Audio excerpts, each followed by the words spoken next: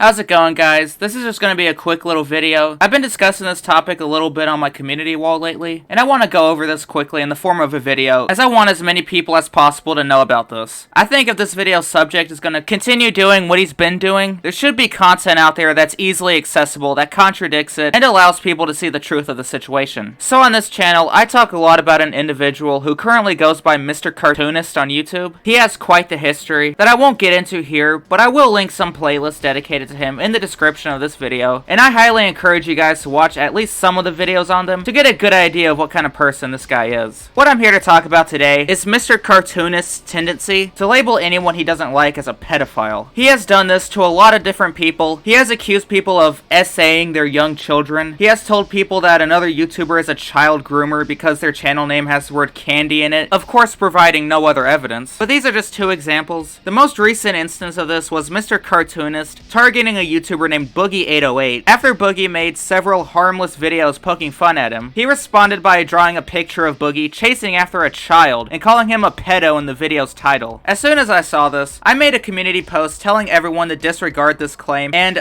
respond negatively to it, unless Mr. Cartoonist can provide legitimate evidence that Boogie is a pedo. If he has a legit reason to believe anybody is a danger to children, he should absolutely provide whatever evidence he has. And on top of that, he would have a prime opportunity to make me look like an idiot. Instead of doing this, however, he chose to respond by accusing me of stealing his content by linking the original video, then makes up this bullshit story about how we don't think he should be allowed to defend himself against the things we say about him, which isn't true at all. If he has any legitimate counter-argument against what we say about him, he is more than welcome to throw it at us. The problem is, however, he usually doesn't have that and resorts to doing shit like calling people pedos with zero evidence when he doesn't like what they're saying about him. Which, speaking of, no evidence incriminating Boogie is provided here. With how reputation ruining and potentially life ruining the label of pedophile can be for people, simply providing proof of the things he chose to say about someone, especially something this serious, isn't something that's too egregious to ask for, at least in my opinion. This post would be the one and so far only time he would address me in regards to my thoughts on his allegations against Boogie808, and he provided nothing useful, just more bitching from his fantasy world where he's a poor little victim that gets attacked only because he draws pictures, not because he's a piece of shit that does things like, I don't know, accuse people of being pedophiles with no evidence just because he's mad at them. I would continue requesting him to either show us proof that Boogie's a pedophile or retract the claim and apologize to him. These, admittedly overly worded community posts would go completely ignored by him, as he would continue crying about his other detractors, mostly leaving me and entirely leaving the call to prove his pedo accusations untouched. The only thing he said about me after this was that I'm a quote crying female, as well as accusing me of making clickbait content, another thing I asked him to bring proof of that he has, up until this point, been silent about. It's also worth noting that his post dedicated to addressing me has since been deleted. It really does seem like he's hiding from the request to act like an adult and either prove his accusations or take the L and retract them. He is too much of an egotistical man-child to ever take accountability like this, which to me explains why he's been so radio silent on the issue. I found it important to make this video in order to show you all that Mr. Cartoonist is a completely unreliable source of information. I would advise you to not believe anything you hear from this individual until it's reinforced by another, more reliable source. I would also encourage all of you to share this video out with as many people as possible, so if they run into this guy in the future, they'll know not to let him fill their head full of lies, and make sure to do their own research to validate anything they hear from him. Anyway, that's pretty much everything I wanted to go over. Thank you all for watching,